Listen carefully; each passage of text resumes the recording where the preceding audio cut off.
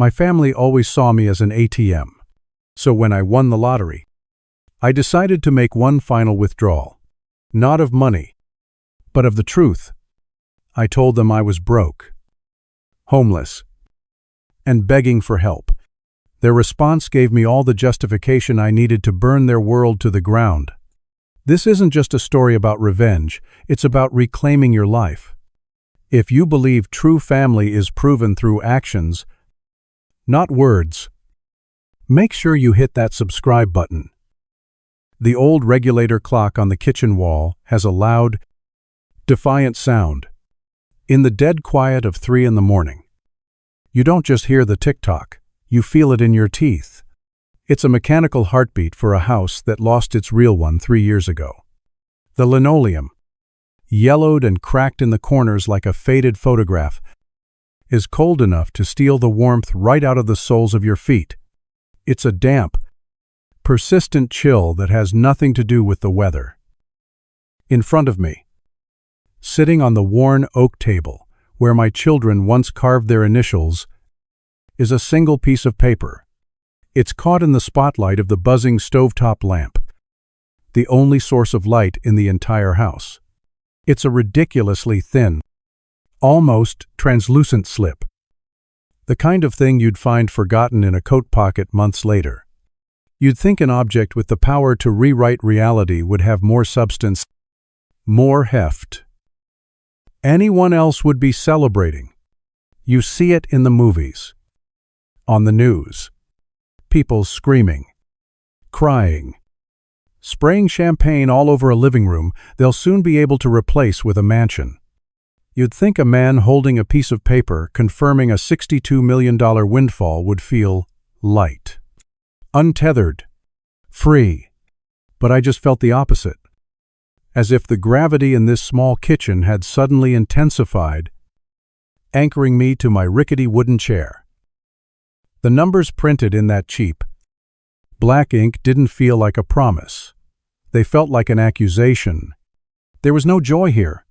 There was just the ticking clock, the acidic smell of coffee I'd brewed at dusk and left to turn to sludge, and a hollowness in my chest, so vast and echoing that $62 million felt like throwing a handful of pebbles into the Grand Canyon. It's a cruel irony to suddenly have the answer to almost any problem in the world. But not the one that gnaws at you in the dark. I had the means to buy anything, but I had no one to share it with. For a fleeting second, the stale air in the kitchen becomes warm and sweet. It's the ghost of cinnamon and baked apples, a phantom scent from 1,000 Sunday mornings past. Eleanor, my Eleanor, I can see her clear as day, humming an off-key tune, a dusting of flour on her cheek. She would have been a whirlwind of motion, dancing around this very kitchen, her laughter echoing off the cheap cabinetry. She would have grabbed my hands, her own warm and smelling of sugar, her eyes sparkling with a light more precious than any diamond this fortune could buy. "Otis, you old goat," she would have laughed. "You finally did it. I told you your lucky numbers weren't so stupid after all. The memory is so complete, so perfectly formed, that I can almost feel the phantom pressure of her hand in mine. And then, just as quickly as it came, it vanishes. The kitchen becomes cold again, the silence rushing back in, louder and more profound than before. The silence she left behind is a debt no amount of money could ever hope to repay. My phone lies face down on the table, a black mirror reflecting the dull lamplight. I pick it up. It's cold. Smooth surface, feeling alien in my work-roughened hand. The screen flares to life, illuminating my tired face. My thumb moves with a mind of its own, swiping through the archives of my own foolishness. A digital museum dedicated to my role as the family ATM. There's a message from my son, Leo. "Dad, sending you a link to that new putter I want for my birthday. It's a game changer. I remember that day. I just finished a double shift at the plant. My back aching and my hands stained with grease. The price tag was nearly $500. I'd hesitated for a moment, thinking of the new tires I needed for my truck. Then I'd sighed and typed in my credit card number. It was easier than dealing with his disappointment. The subtle, cutting remarks about how I didn't support his networking opportunities on the golf course. I keep scrolling. A slow, methodical punishment. A message from my daughter. Chloe. Oh my God, Dad. My car needs new tires. It's a total emergency. I can't be seen with these old ones. It's just so embarrassing for my brand. Her emergencies were always about appearances. A dress for a gala. A new phone for better pictures. A weekend spa trip to de-stress from the pressures of being an influencer. I remember asking, gently, if her old tires couldn't last another month. The theatrical sigh on the other end of the line was my answer. I'd sent her the $1,000. Anything to avoid being the villain in the carefully constructed narrative of her perfect life. And then, of course, there was my brother, Caleb. His texts were a masterclass in casual manipulation, always starting with a friendly opening before the inevitable ask. Hey Otis, you're not gonna believe the week I've had. Anyway, listen, I'm a little tight this month. Can you spot me 2 Kelvins? I'll pay you back. You know I'm good for it. He was never good for it, but he was my little brother. The one I'd taught how to ride a bike and throw a baseball. The one whose scraped knees I'd bandaged. How do you say no to that? So I'd transfer the money. And he'd disappear again until the next time he was in a jam. For years, I told myself this was the price of fatherhood, of family. You provide. You support. You give until it hurts. And then you give a little more. You tell yourself that you're building a foundation of love and loyalty. That one day, when you need to make a withdrawal, the account won't be empty. I knew, with a certainty that was as cold and hard as the linoleum beneath my feet, that it was all a lie. The proof was buried in the phone's memory, in a folder of time I rarely dared to visit. 3 years ago, the year the silence in this house became a permanent resident, the year the antiseptic smell of hospitals replaced the scent of Eleanor's baking, the sickness was a wildfire, consuming her from the inside out. The medical bills began arriving like enemy soldiers, wave after wave. Relentless and overwhelming. I liquidated everything, my savings, my 401 Kelvins, the bonds my parents had left me. I sold a piece of my future every week to buy her another day, and then there was nothing left to sell.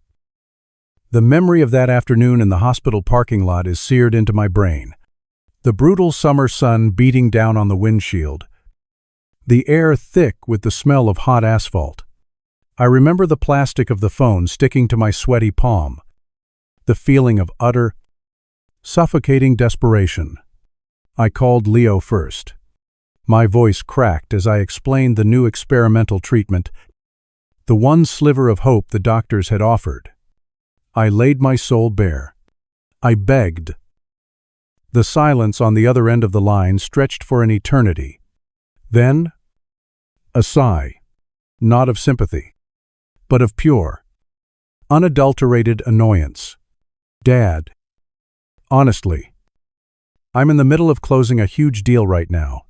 All my capital is tied up. You know how it is. You should have had better insurance. This is a planning issue. A planning issue. As if my wife's cancer was a poorly managed stock portfolio, my hand was shaking so badly I could barely end the call. Next. Chloe. She answered on the 5th ring, her voice breathless and bright. She was at a launch party for some new sparkling water brand. I could hear the music and the chatter in the background as I told her about her mother. Her voice became distant, distracted, as if I were a telemarketer. "Oh, it's awful.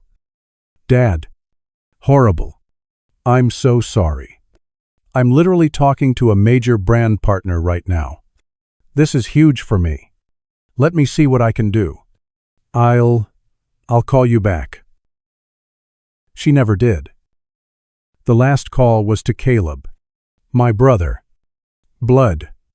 I could hear a game show blaring in the background as I stumbled through my plea, my voice raw with shame. "Wow. Otis," he'd said, his voice oozing a cheap, synthetic sympathy that was somehow more insulting than Leo's cold logic or Chloe's vapid self-interest. "That's a real tough break. Man, I'd love to help. I really would. But Brenda and I just put the final payment down on that cruise to the Bahamas. It's non-refundable. You know how it is?" Non-refundable. The word hung in the air between us. He was weighing a vacation against his sister-in-law's life. Each rejection was a physical blow, knocking the air from my lungs, leaving me gasping in that sweltering truck. They didn't just say no. They made me feel like my tragedy was an unwelcome intrusion on their far more important lives. Only one person answered the call. My wife's sister, Aunt Carol. She lived on a fixed income, her tiny house filled with old books and photographs. When she heard what was happening, she didn't offer excuses. She drove straight to the hospital. She didn't say much. She just sat with me in the sterile waiting room. Her presence, a silent testament to unwavering loyalty.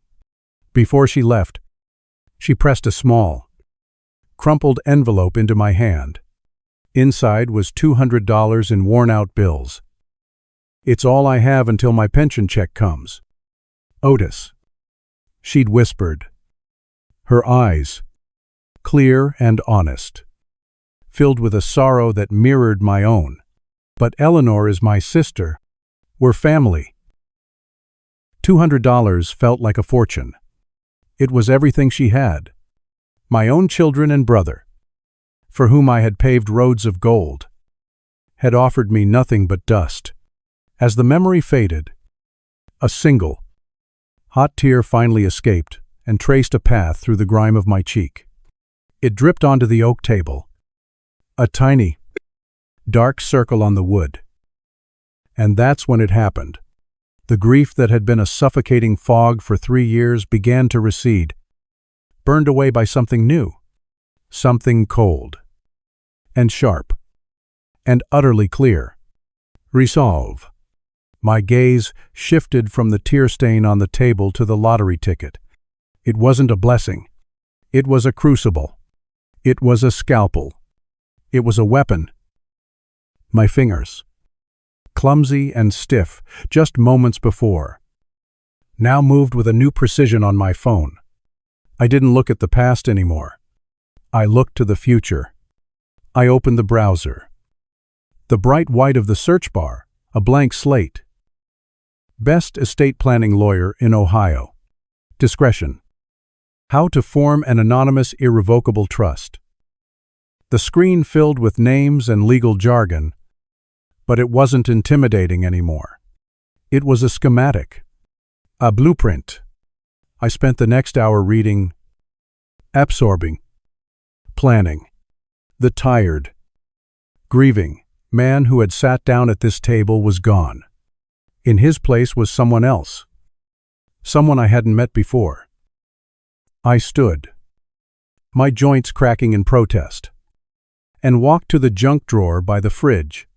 It was a purgatory for forgotten things, dried-up pens, loose batteries, a single silver earring of Eleanor's. I could never bring myself to throw away. My hand sifted through the clutter until it closed around a small, rectangular object, a digital voice recorder. no bigger than a pack of gum. I'd bought it to record gardening tips at the community center. A lifetime ago.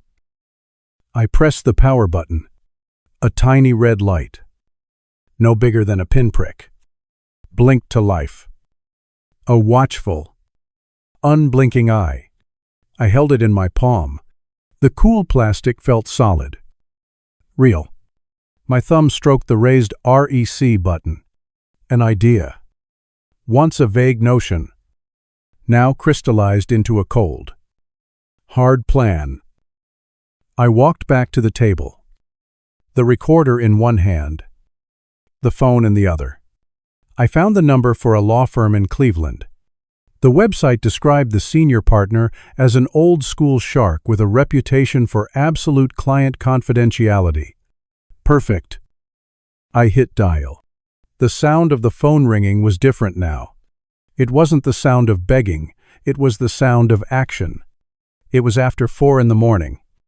But a calm, professional voice answered on the second ring. Finch and Associates. How may I direct your call? I took a deep breath. The air I drew in felt different. It felt clean.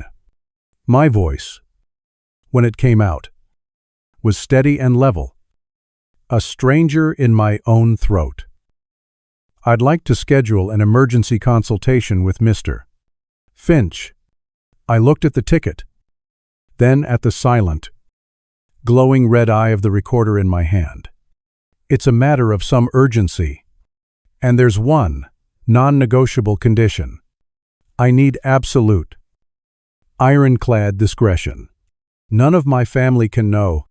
The drive to Cleveland the next morning was shrouded in a thick, gray fog that clung to the highway, blurring the edges of the world.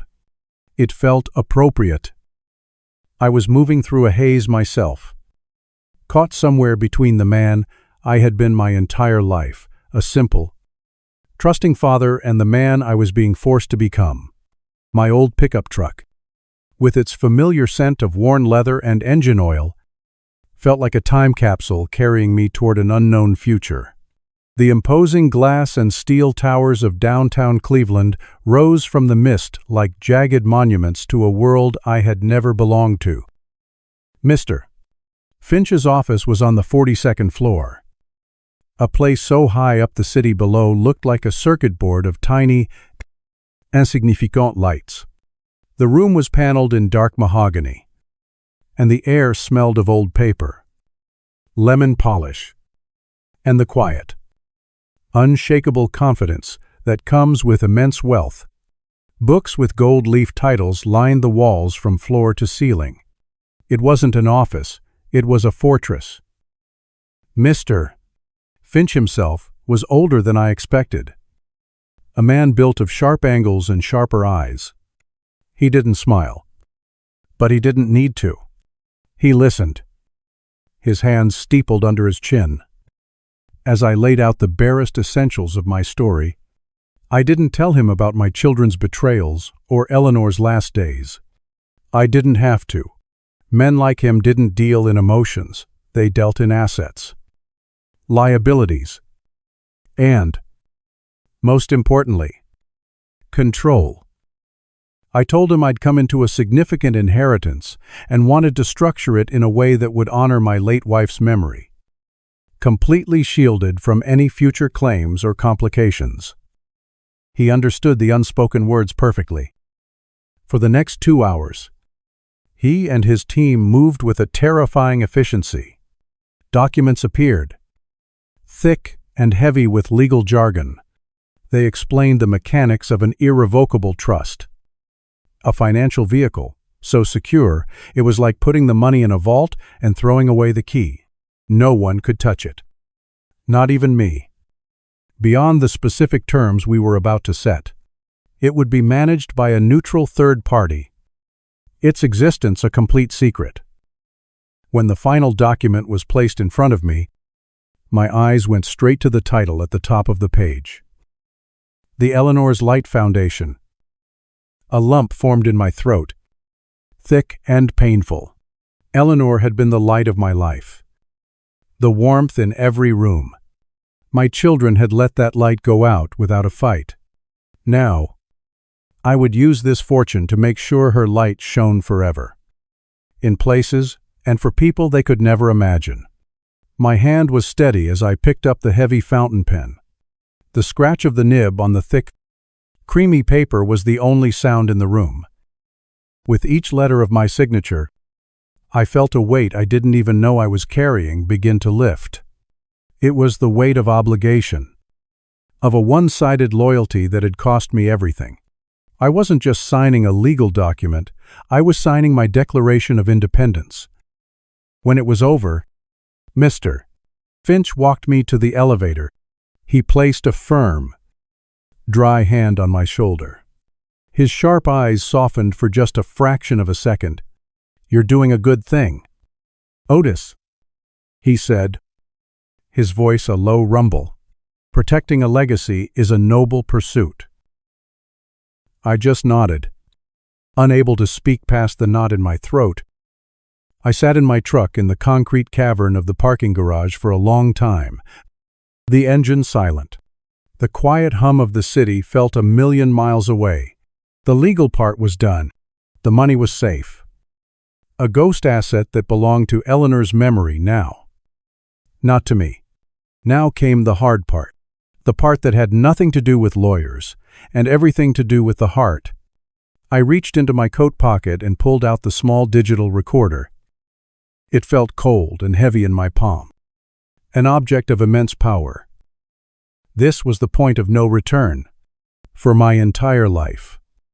I had absorbed their selfishness, their casual cruelty, their endless demands. I had been the shock absorber for the family. But shock absorbers wear out. I turned the recorder over and over in my hand. Part of me, the father who had taught them to ride their bikes and kissed their scraped knees, screamed in protest. This was a betrayal, a trap. But another voice, a newer, colder one that sounded a lot like Mr. Finch, corrected him. It wasn't a trap if you were just giving people the opportunity to show you who they already were. I took a deep, shuddering breath. The kind you take before you plunge into ice-cold water. Then I turned on the recorder. The tiny red light blinking once before turning solid. I placed it on the passenger seat, the microphone pointing towards me. It was time to make the first call. My thumb hovered over Leo's contact photo. It was a picture of him on a golf course, grinning. A ridiculously expensive watch on his wrist. I had paid for that watch. A graduation present. I pressed the call button. It rang twice. "Hey, Dad. What's up? I'm in the middle of a quarterly review. So, make it quick." He didn't sound busy. He sounded important. I took a moment, letting a carefully constructed tremor enter my voice. I made it sound thin, frayed at the edges. "Leo, son, I'm in some trouble." A sigh on the other end. Impatience. "What kind of trouble?" "It's the investments, Leo. The ones I made after I retired. I was trying to make the money grow. But the market, I lost everything. Son, everything." I let my voice crack on that last word. The silence that followed was heavy with judgment. "How much is everything?" "The bank is calling," I whispered, staring out at the concrete wall of the garage. "They're going to foreclose on the house. I need $7,000. Just to stop the proceedings." And then it came. It wasn't a gasp of concern. It wasn't a word of comfort. It was a laugh. A short, sharp, barking sound. Completely devoid of humor. It was the sound of pure, unadulterated condescension. "Seriously, Dad, at your age, after all my advice, You put your money in some amateur junk fund. He sounded incredulous, offended that I had ignored his supposed genius. You need to learn about financial planning. I can't just throw money at your mistakes. This is a life lesson for you. A life lesson. My son was lecturing me about a life lesson as I pretended to be on the verge of homelessness. The cold clarity I'd felt in my kitchen returned, sharper than ever. He didn't feel anger. I felt nothing. A complete and total disconnect from the person on the other end of the line. I understand, I said, my voice quiet. I'm sorry to have bothered you at work. Yeah. Well, let me know what you figure out, he said, and the line went dead. I sat in the silence, the echo of his laughter still ringing in my ears. I reached over and pressed the stop button on the recorder. Then I pressed save. I named the file LEO. It felt like tagging a piece of evidence at a crime scene. My hand was shaking now, but not with fear. With adrenaline, I pulled up Chloe's number. Her profile picture was a professionally taken shot of her smiling in a field of sunflowers. A caption underneath about living your most authentic life. I pressed call. She answered with a sing-songy, "Hee, Daddy." The fake cheerfulness was like a knife in the gut. I repeated my performance. My voice even more broken this time. I told her about the bad investments, the foreclosure, the desperate need for $7,000. The line went quiet. I could hear the faint clicking of a keyboard in the background. She was multitasking. My financial ruin was less interesting than her social media feed. "Oh, Dad," she finally said, her voice a theatrical sigh. "Oh my God, that sounds just awful. Like, so stressful. I'm literally in the middle of editing a huge brand collab right now. The deadline is insane. It's for a new skincare line." She paused, as if expecting me to be impressed. Let me look at my finances and see what I can do. I'll call you back." "Okay." When I asked, my voice barely a whisper, "The bank needs an answer by the end of the week." Right. Super busy. "Dad, I'll text you. Kisses." The line went dead. I knew she wouldn't text. I knew she wouldn't call back. My crisis had already been assessed, weighed against the importance of a skincare promotion, and dismissed. I saved the recording. Chloe. One call left. Caleb. My little brother. I took another deep breath and dialed. He answered on the first ring, his voice suspiciously friendly. "Otis, hey. Brother, I was just thinking about you." "Ali." I could hear it in his overly enthusiastic tone. I launched into the story for a third time. By now, the words felt like ash in my mouth. I told him everything. The loss, the house, the desperation. He made all the right noises. The sympathetic clicks of his tongue, the deep, concerned sighs. He was a much better actor than his niece and nephew. "That's tough, Otis. Really tough," he said, his voice dripping with counterfeit concern. "God, I wish I could just write you a check. Brother, but Brenda and I are stretched so thin right now. So thin." He let that hang in the air for a moment. Then his voice shifted, becoming lower, more intimate, conspiratorial. "But listen, we're family, and family's gotta help family. You know, we should sit down and really talk about your options. For the house. I mean, there might be a way I can help you out of that situation." And there it was. Not an offer of money, not a word of comfort. An angle. He wasn't seeing a brother in crisis. He was seeing a distressed asset, a vulnerability to be exploited. The predator had scented blood in the water. "Yeah," I said, my voice hollow.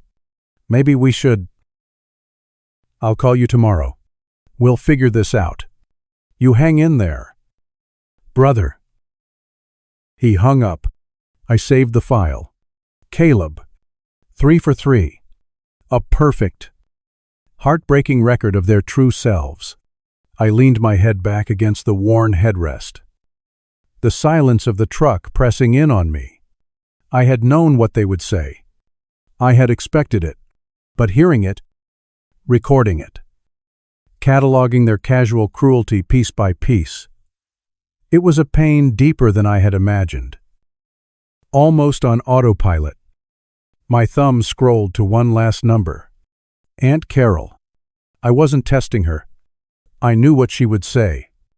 I think I just needed to hear a kind voice, to wash the filth of the last 3 calls out of my ears. I told her the same story, my voice thick with a genuine emotion I no longer had to fake. When I finished, there was no sigh of annoyance, no talk of brand deals, no probing for financial opportunities. There was only a sharp, pained intake of breath. "Oh, Otis, oh, honey." "No." Her voice was filled with a raw, genuine anguish that was a balm on my soul. That's Eleanor's house. We can't let them take it." She was quiet for a moment, and I could hear her moving around. The sound of a drawer opening. "Listen to me. I have my emergency fund. It's not much. It's $3,000. But it's yours.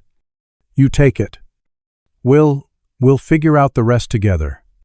We're family." Tears sprang to my eyes. Hot and sudden, I had to bite down on my lip to keep from sobbing. $3,000 was her entire safety net. She was offering it without a second's hesitation. For me. For Eleanor. "No. Carol." I managed to choke out, my voice thick. "You keep it. I just needed to hear your voice." "Are you sure?" "Otis, I'm serious. I'll be at the bank in 10 minutes. "I'm sure," I said, forcing a strength I didn't feel into my voice. "Thank you. It means more than you know." We said our goodbyes, and I ended the call. I didn't save the recording. It didn't belong with the others. It was a separate ledger entirely. A record of a debt of love I could never truly repay. I finally started the truck, the engine rumbling to life. As I drove out of the garage and back into the gray afternoon, I felt a profound sense of peace settle over me. The pain was still there, a dull ache beneath my ribs. But the confusion was gone. They had all shown me exactly who they were. The bait was in the water. All I had to do now was wait for the sharks to start circling. I didn't have to wait long. 2 days later, I was washing dishes, looking out the kitchen window that overlooked the street. A gleaming black sedan, a car I knew belonged to Caleb, slowed as it approached my house. It didn't stop. It just cruised by at a snail's pace. Caleb in the driver's seat. His head turned. His eyes, not on the road but on my roof. My windows. My front porch. He was assessing the property. His expression cold and calculating, like a vulture evaluating a dying animal. He made a slow U-turn at the end of the block and cruised by again. Just as slowly, I dried my hands and walked into the living room, my heart beating a slow, steady rhythm. I picked up the digital recorder from the mantelpiece where I'd left it. Its little red light was off. but I could feel a latent power humming within it. Caleb was circling, and I was ready for him. The black sedan disappeared around the corner, but its shadow seemed to linger on the street. It was the kind of deliberate, predatory slowness that made the hairs on my arms stand up. That wasn't a casual drive-by. It was an appraisal, an inspection. Caleb wasn't just looking at a house. He was sizing up a carcass, wondering how much meat was left on the bones. I stood there for a long time, watching the empty street. The digital recorder, a cold, hard promise in my hand. The quiet hum of the refrigerator was the only sound, a countdown to a confrontation I had set in motion. The next afternoon, the doorbell chimed. It was a sound I hadn't heard in weeks. Through the peephole, I saw Caleb standing on my porch, a plastic grocery bag in one hand. A look of profound, counterfeit concern plastered on his face. The performance had begun. I took a moment to prepare myself. I ran a hand through my uncombed hair, hunched my shoulders slightly, and practiced a weary, defeated sigh. When I opened the door, I made sure my eyes were downcast, as if the simple act of meeting his gaze was too much effort. "Otis," he boomed, a little too loudly. He pushed past me into the house, placing the grocery bag on the kitchen counter with a thud. "I was worried sick after our call. Figured you might not be eating right. Brought you some essentials." I peered into the bag. A loaf of the cheapest white bread, a jar of generic peanut butter, a can of watery chicken noodle soup, and a carton of milk that was probably a day from expiring. It was a prop, a $5 investment in his portrayal of the caring younger brother. "That's thoughtful of you, Caleb," I mumbled, my voice raspy. "Don't mention it," he said, clapping me on the shoulder. His hand felt heavy. "Proprietary. That's what family is for. Right, to look out for each other in the tough times." He wandered into the living room, his eyes scanning everything. He wasn't looking at the family photos on the mantelpiece or the armchair Eleanor had spent a year saving for.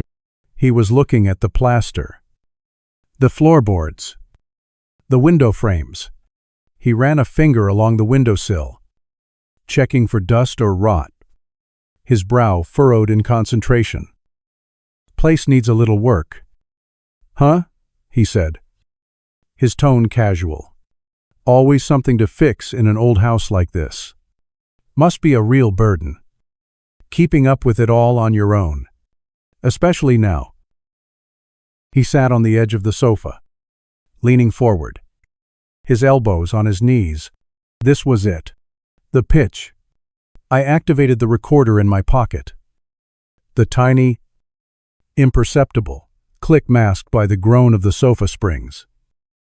"I've been doing a lot of thinking since we talked," he began, his voice dropping to a low, intimate murmur, "about your situation. And I think I've come up with a way to help you. A real solution that takes all the weight off your shoulders." I just looked at him, my expression a carefully crafted mask of hopeless curiosity. "This house," he said, gesturing around the room. "It's an anchor. Otis, it's dragging you down. The property taxes, the upkeep, and now this foreclosure hanging over your head. It's a nightmare. You need to be free of it." He leaned in closer, his eyes gleaming with a predatory light that his somber expression couldn't quite hide. "Look, I'll do you a favor, a brother-to-brother favor. I'll take it off your hands. I'll buy the house from you. Cash." He paused for dramatic effect, letting the word hang in the air between us. "I'll give you $50,000. Right now. Today. $50,000. for a house that I knew, even in its current condition, had a market value of at least $300,000. It wasn't an offer, it was an insult. It was the price he put on our entire shared history, on the home where our parents had visited, where his own children had played. He wasn't trying to save me from the bank, he was trying to beat the bank to the punch. He was a looter, showing up to a disaster with a wheelbarrow. I let the silence stretch, forcing myself to look lost. Overwhelmed, I saw a flicker of impatience in his eyes. "It's a good offer. Otis," he pressed, his voice a little harder. "Now, it's more than you'll get when the bank takes it. This way, you walk away with cash in your pocket. No debts. A clean slate. You can get a small apartment. Something manageable. It's the smart play." 50,000. I repeated, my voice a hollow echo. "It'll clear what you owe, and then some," he said quickly. "It's a lifeline. I'm throwing you a lifeline. Brother." He called me brother again, and the word tasted like poison in my mouth. I stood up and walked to the window, my back to him. I needed him to see my broken posture, not the cold fury that was turning my insides to ice. I need to think about it." "Caleb," I said, my voice muffled by the glass. "Don't think too long," he warned, his tone shifting from fake sympathy to sharp business. "An offer like that doesn't stay on the table forever." He saw himself out. I didn't turn around until I heard his car start and drive away. I stood at the window for a long time, watching the spot where his car had been. Then, I pulled the recorder from my pocket. I saved the file. The evidence was piling up. The next day brought another visitor. This time, it was my son. Leo didn't bother with a bag of cheap groceries. He arrived empty-handed, except for a sleek, leather-bound portfolio he carried under his arm. He strode in with the air of a busy executive making a house call, his eyes barely registering his surroundings. He was dressed in a suit that probably cost more than my monthly mortgage payment used to. "Dad," he said, forgoing any greeting, "I've been analyzing your situation from a risk management perspective. Emotionally, it's a disaster. But logically, there's a clear path forward." He sat at the kitchen table, the same table where I had bounced him on my knee, and opened his portfolio. He slid a glossy, trifold brochure across the table to me. The cover featured a stock photo of a group of smiling, silver-haired seniors playing cards. The headline, in a cheerful, looping font, read "Golden Vistas, a new beginning for your golden years." It was a brochure for a nursing home, a cheap one, judging by the location listed at the bottom, an hour's drive away in the middle of nowhere. I stared at it, my mind refusing to process what I was seeing. My son had not brought me a check. He had not brought me a plan to help me save my home. He had brought me an eviction notice, gift wrapped in the language of compassionate care. "I've run the numbers," he said, tapping a pen on his portfolio, blissfully unaware of the chasm opening up between us.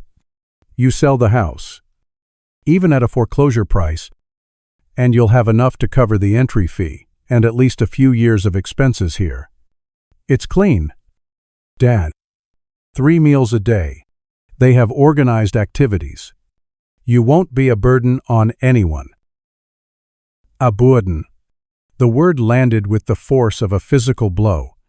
All the years of sacrifice, the sleepless nights when he was sick, the endless checks I'd written, the pride I'd felt at his graduation, all of it had been reduced to a single, cold accounting term. I was a liability to be managed. I looked from the brochure, with its professionally happy seniors, to my son's face, and for the first time, I saw him clearly. Not as the little boy who used to fall asleep in my arms, but as a stranger, a cold, calculating stranger who saw his own father as a line item on a balance sheet, a problem to be solved with maximum efficiency and minimum personal cost. A rage, unlike anything I had ever felt before, began to build in my chest. It was a glacial anger, silent and immensely powerful. But on the outside, I let my face crumble.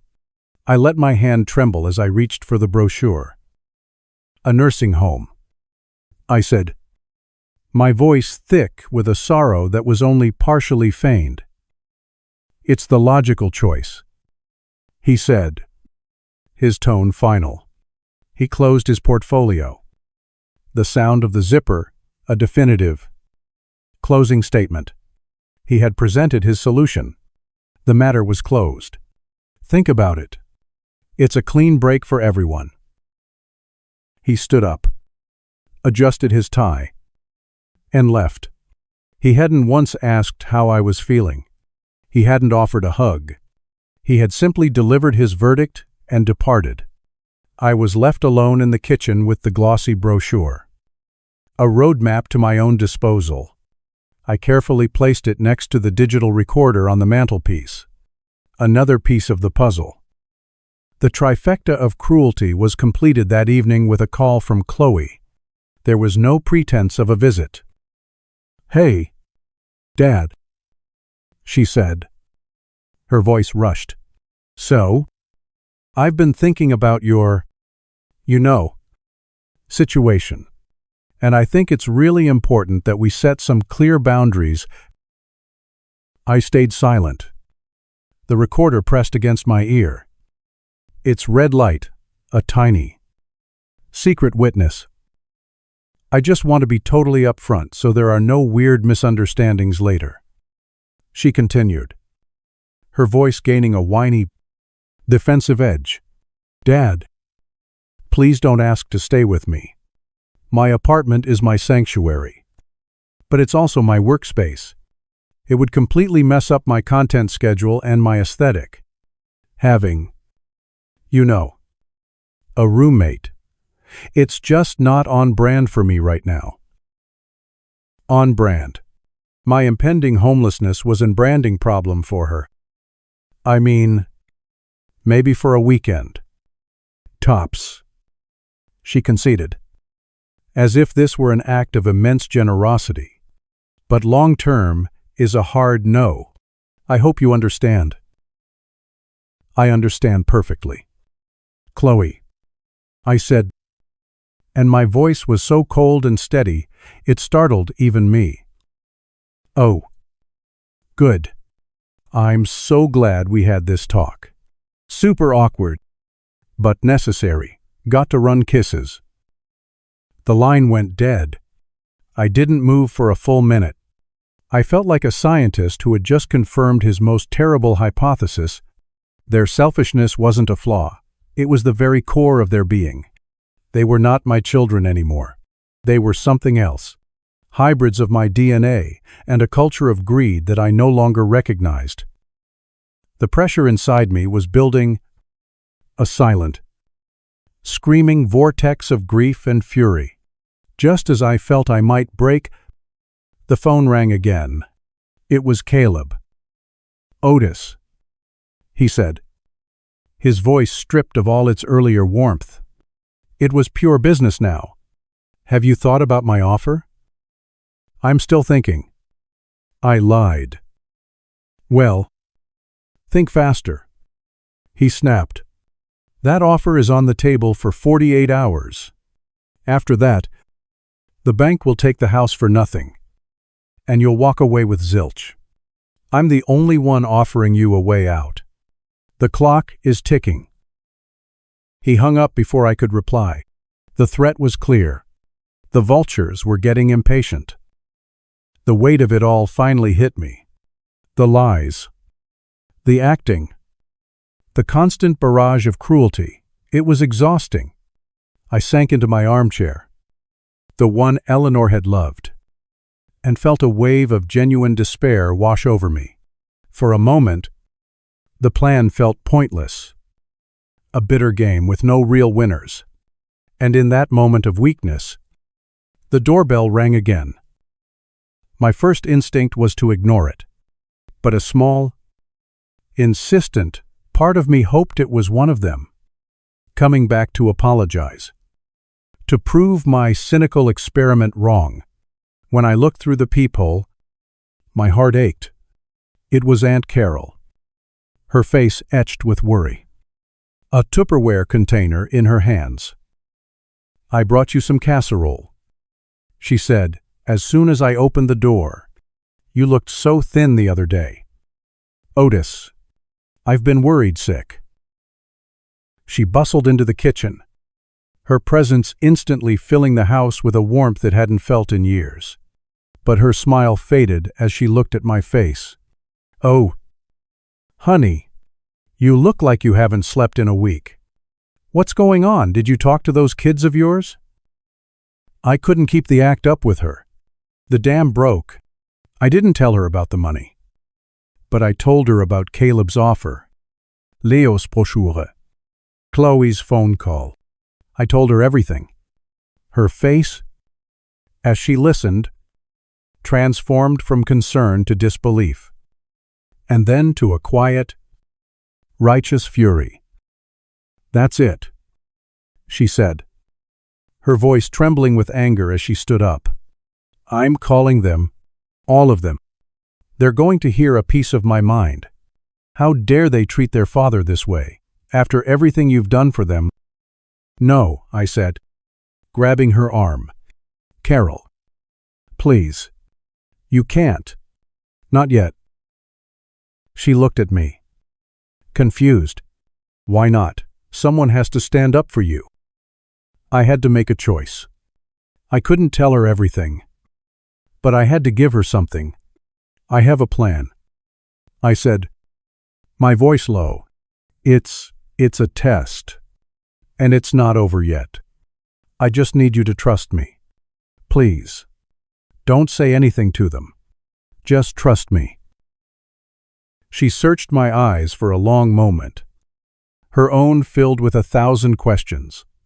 But she saw the resolve there, the new hardness that had taken root. She sighed, her anger deflating into a worried resignation. "All right, Otis, I don't like it, but I trust you. I've always trusted you." She gave my hand a squeeze, a small act of solidarity that felt like a lifeline. Her visit gave me the strength to see it through. The final piece of the puzzle arrived the next day, in the form of a phone call I didn't recognize. It was Brenda, Caleb's wife. "Otis, it's Brenda," she said, her voice dripping with a sickly sweet condescension. I could almost hear the smirk on her face. "Caleb told me about your little financial troubles. I just wanted to call and say, well, I told you so." I said nothing, letting her venom fill the silence. "You always were so high and mighty," she continued, her voice a cruel purr. "Looking down on everyone from your stable job and your perfect little house. Now look at you. You finally fell off your high horse. Otis, you should have listened to Caleb about those real estate investments years ago. He's the one with the head for money in this family. You'd do well to remember that when you consider his very generous offer." She hung up. That was it. That was the final piece of evidence. It wasn't just indifference. It wasn't just selfishness. It was glee. They were enjoying my downfall. I stood up, the weariness gone, replaced by a cold, diamond-hard certainty. The pain in my chest had finally finished its transformation. It wasn't a wound anymore. It was a whetstone, and I was sharp enough to cut right through them. I walked over to my desk and sat down. I opened up a new text message, adding Leo, Chloe, and Caleb to the group. My fingers were steady as they typed out the words. There was no emotion. No anger. Just a simple, clear summons. Come to the house this Sunday at 2 p.m. I'm making my final decision about the property. It's important you're all here. I hit send, one by one. Over the next few minutes, the notifications appeared beneath the message. Read by Leo. Read by Chloe. Read by Caleb. The trap was set.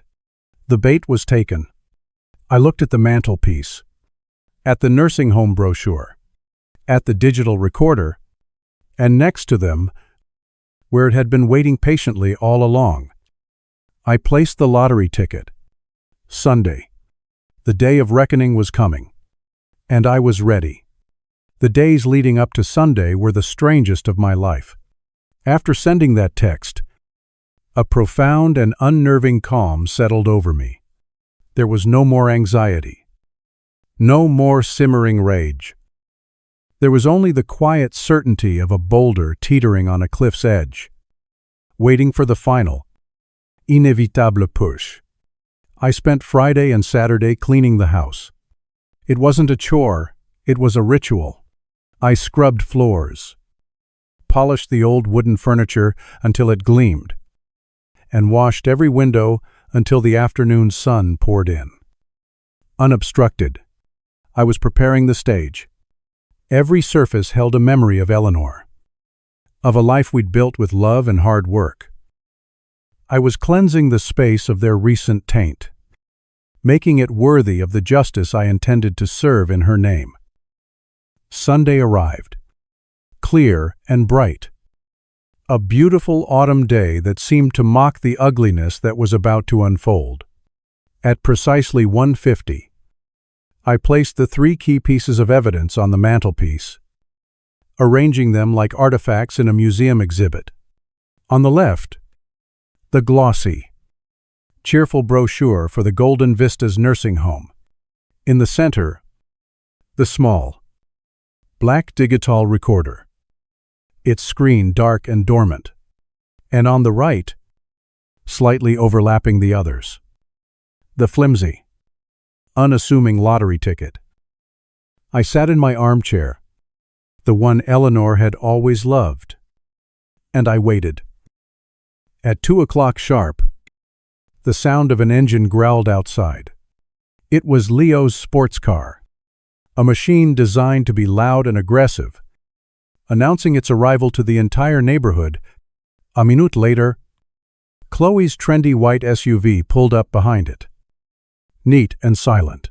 Finally, Caleb's gleaming black sedan, the one he'd used for his drive-by appraisal, slid into the curb like a shark settling on the ocean floor. The vultures were gathering. They came in together, a united front of feigned concern. Leo led the way, looking impatient, glancing at his expensive watch as if he had somewhere far more important to be. Chloe drifted in behind him, her eyes flicking around the room, a faint look of distaste on her face as she assessed my old furniture.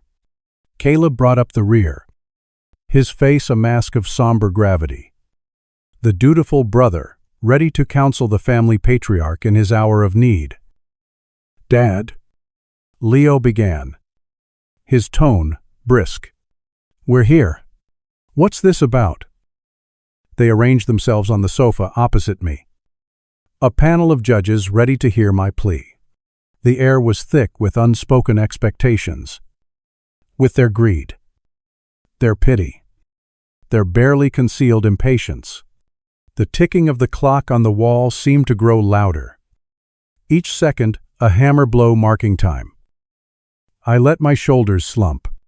I hunched forward, running a trembling hand over my face, playing the part of the broken man one last time. My voice, when I spoke, was a low, weary rasp. "Thank you for coming," I began, not looking at any of them directly. instead focusing on a worn spot on the rug. I've been doing a lot of thinking since we all talked. About my situation. About the house. I saw them lean forward, almost imperceptibly, their bodies tensed with anticipation. Caleb's eyes were fixed on me, gleaming. Leo had a look of grim satisfaction. Assuming I was about to accept his logical solution, Chloe was already pulling out her phone, likely preparing to text her friends about the family drama. I've thought about your offers. I continued, letting my voice trail off. Your advice. I looked up, meeting their eyes for the first time, letting them see the deep, hollow sadness I had perfected. But, before I tell you my decision, there's something you all need to see. My movements were slow, deliberate. I reached over to the mantelpiece, my hand bypassing the brochure and the recorder, and picked up the lottery ticket. I held it between my thumb and forefinger for a moment, and then I leaned forward and placed it on the coffee table in the center of the room. It lay there, a flimsy scrap of paper against the dark wood, for a full 10 seconds. Nothing happened. They stared at it, confused. It was Leo who finally broke the silence, his voice laced with irritation. What is this? Dad A. losing ticket. Are we here to talk about your gambling problem now? 2. Look closer, I said, my voice quiet. It was Caleb who moved first. His greed was always the quickest, the most shameless. He snatched the ticket off the table, his eyes scanning the numbers. His face went blank.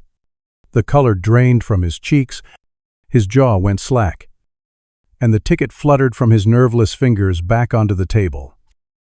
No, he whispered, the word a puff of air. No, it can't be. Leo, annoyed at the theatrics, picked it up. He read the numbers, then read them again. His meticulously constructed mask of executive competence shattered into a million pieces. His eyes bulged, his mouth opening and closing like a fish gasping for air. Chloe, finally looking up from her phone, saw the looks on their faces and leaned over to see.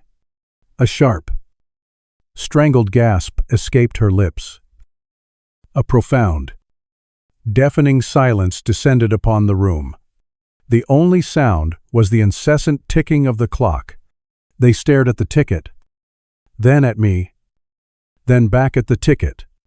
The air crackled with the frantic, silent calculations happening behind their eyes as their entire world, their entire perception of me, was upended. And then, the deluge began. Dad Leo choked out. Finding his voice first, he was on his feet, his face a grotesque mask of shock and a dawning, manic excitement. Oh my God. Dad, I knew it. I always knew you were smarter than you let on. This is incredible. We have to be smart about this. We need a team of financial advisors. Tax lawyers. I can handle that. I can manage this for you. Protect it. Make it grow. Otis' brother Caleb was scrambling now, his face slick with a sudden sweat, his voice thick with a desperate, cloying affection. This is a miracle, a goddamn miracle. I was just testing you. You know, my offer for the house. I was just trying to show you what the sharks at the bank would do. I was protecting you. We're partners. Remember, we can invest this real estate, tech startups, together. We'll be unstoppable. Daddy, Chloe wailed, launching herself off the sofa and kneeling by my chair, her perfectly manicured hands clutching at my arm. Her eyes were wide, filled with tears that looked remarkably real. Oh, Daddy, I'm so sorry. I've been so busy. My work is just so demanding. I haven't been there for you. I was so worried. We can travel. We can buy a house in Italy. Anything you want. We can finally be a real family again." They swarmed me, their voices overlapping. A cacophony of pathetic, transparent lies.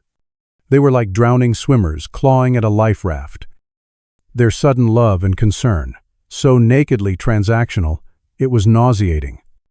I let them babble. Their words, a torrent of greed and desperation, washing over me. I watched them. My face, a blank canvas. My heart as still and cold as a winter stone. Finally, I raised a single hand. The effect was instantaneous. They fell silent, their sentences cut off mid-syllable. They looked at me, their faces flushed with hope and avarice, waiting for my response, for my validation, for my forgiveness. "Hold on," I said, my voice no longer the weary rasp of a broken old man, but the clear, steady tone of a judge. "You're getting ahead of yourselves." I leaned forward again, my movements unhurried, and picked up the small, black digital recorder from the mantelpiece. I held it up for them to see. A flicker of confusion, then a dawning wave of apprehension, crossed their faces. "You see," I said, looking at each of them in turn. "There were two tests. The first was to see what you would do when you thought I had nothing. The second was to see what you would do when you thought I had everything. You failed both." I pressed the play button. The first sound that filled the silent room was the sharp, metallic bark of Leo's mocking laughter. "Seriously, Dad, at your age, you need to learn about financial planning. This is a life lesson for you." The color that had just returned to Leo's face vanished. He looked as if he had been punched in the stomach. His mouth opened, but no sound came out. I let the recording play. Next came Chloe's voice, distant and bored. "I'm literally in the middle of editing a huge brand collab right now. It would completely mess up my content schedule and my aesthetic." Chloe flinched as if she had been slapped. The fake tears on her cheeks seemed to freeze. She stared at the recorder, then at me, her eyes wide with horror and disbelief. Then came Caleb, his voice a syrupy, conspiratorial whisper. "Look, I'll do you a favor. I'll buy the house from you. Cash. $50,000. It's a lifeline. Brother." Caleb sank back onto the sofa, his face ashen. He looked like a man who had just watched his own execution. For the final exhibit, I played Brenda's voice. Her cruel, gloating purr filling the room. "You finally fell off your high horse. Otis, you should have listened to Caleb. He's the one with the head for money in this family." When the last recording ended, I pressed stop. The silence that rushed back in was heavier, more suffocating than before. It was the silence of a tomb. They were trapped, pinned down by the undeniable truth of their own words. I looked at them, the three people I had given my life to, and I felt nothing but a profound, cleansing pity. "When your mother was dying," I said, my voice level and devoid of emotion, "I begged each of you for help. You were too busy. Your finances were tied up. Your vacations were non-refundable. The only person who helped was Aunt Carol, with $200 from her pension." I stood up, and for the first time in years, I felt tall. The weight that had been crushing my spine for decades was gone. "This money," I said, gesturing to the ticket on the table, "is not for you. It will not fund your business deals, or your trips to Italy, or your real estate schemes. It will build a new emergency wing at the hospital. In your mother's name. It will fund scholarships for children who have lost a parent. It will build a legacy of kindness and compassion. Everything that you are not. I walked towards the front door. Get out of my house, I said. The words were quiet, but they had the force of a thunderclap. Leo was frozen, speechless. Caleb was muttering, trying to form an excuse, a justification. But his words were empty sounds. Chloe had buried her face in her hands, her shoulders shaking with what may have been real sobs. But it was far, far too late. Get out, I repeated, opening the door. And never contact me again. You are no longer my children. You are no longer my brother. You are strangers who I once had the misfortune of knowing. Their exit was not loud or dramatic. It was a slow, shuffling, shameful retreat. They couldn't look at me. They couldn't even look at each other. They walked out of the house and out of my life. One by one. Like ghosts being exorcised from a place they no longer belonged. I closed the door behind them. And the solid, final click of the lock was the most beautiful sound I had ever heard. The house was quiet, and for the first time since Eleanor died, it was not an empty silence. It was peaceful. Months later, I stood on a podium under a brilliant blue sky. A gentle breeze rustled the leaves on the trees. To my left, Aunt Carol was dabbing her eyes with a handkerchief, her face glowing with pride. In front of me, a crowd had gathered. Behind me, the gleaming new glass and brick facade of the Eleanor Lawson emergency wing shone in the sun. I said a few words about her light, her kindness, her spirit. But mostly, I just stood there, feeling the warmth of the sun on my face. After the ceremony, I didn't go home. I went to the park. I bought a simple cup of coffee and sat on a bench, watching children play on the swings, their laughter carrying on the wind. I had $62 million, but I was wearing a 10-year-old jacket and drinking $2 coffee. And I had never felt richer. I realized then that true freedom wasn't the number in my bank account. It was the silence in my phone. It was the absence of demands, of expectations, of the constant, draining weight of their toxic need. The money had not bought me happiness. It had bought me a weapon, and that weapon had bought me peace. A lone tear traced a path down my cheek. But it wasn't a tear of sorrow or of anger. It was a tear of release. I had lost a family, but I had finally, after 58 long years, found myself, and I was free.